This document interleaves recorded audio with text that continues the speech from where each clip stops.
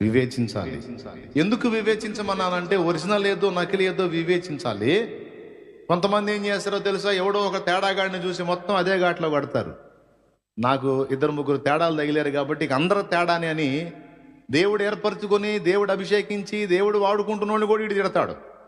ఎందుకంటే వీడికి తగిలిన సరుకు నకిలీ సరుకు తగిలింది, 1, 2, 3 సరుకులు నకిలీ తగిలినాయి కాబట్టి మొత్తాన్ని అదే గాట కడతాడు.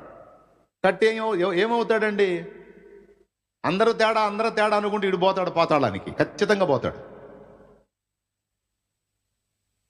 వాళ్ళు తేడా వీళ్ళు తేడా, నాకు తగిలిన వాళ్ళంతా తేడా, నేనే వీళ్ళందరికంటే బెస్ట్ అనుకొని, అందరూ వేస్ట్ అనుకొని ఇతడు వేస్ట్ అయిపోతాడు. ఇట్లాంటి సరుకు కూడా తగిలిద్ది మీకు. ఒకడారా నీకు బలహీనులు తగిలితే తగలొచ్చు, అందుకని అందరినీ బలహీనులు అంటావా? అంటే దేవుడు ఏర్పరచుకొని, దేవుడు అభిషేకించి, దేవుడు పవిత్రపరచుకొని, దేవుడు యథార్థంగా వాడుకుంటున్న సత్య సంబంధులు ఇక లేరా? యథార్థవంతులు లేరా? భక్తిపరులు లేరా? ఉన్నారు.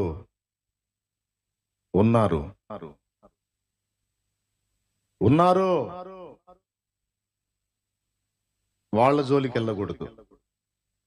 కాబట్టి ఈ వేషధారులను చూసి, బలహీనలను చూసి,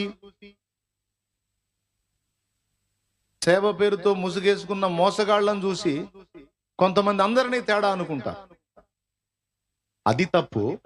కొంతమంది ఏం చేస్తారు, అమ్మో దైవజనుడని మంచోడిని నమ్ముతాడు, మోసగాడిని కూడా నమ్ముతాడు, నమ్మి బుక్ అవుతాడు.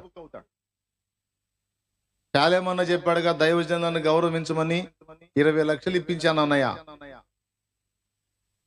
దైవజనుడిని నమ్మాలా, గౌరవించాలా, ఆయన పాదం పెడితే మంచిదని అంటే, ఆయన ఏదో అవసరం ఉంది నేను వెంటనే రిటర్న్ చేస్తానంటే అడ్డం ఉండి 20 లక్షలు ఇప్పించాను అన్నయ్య, ఏందని అడిగితే శాపాలు పెడుతున్నాడు, భయం పుడుతున్నాన్నయ్య, నన్ను ఏం చేయమంటావంటే వాడు తేడా నాయన, వాడెట్ట దైవజనుడు అవుతాడు నాయన.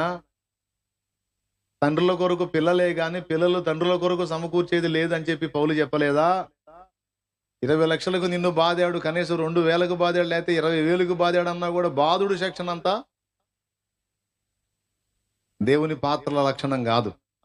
ఒరిజినల్ గా దేవుని చేత అభిషేకింపబడి దేవుని ఏర్పాటులో ఉన్న పాత్ర ఏదైనా ధనమునకు ప్రయారిటీ ఇవ్వడు.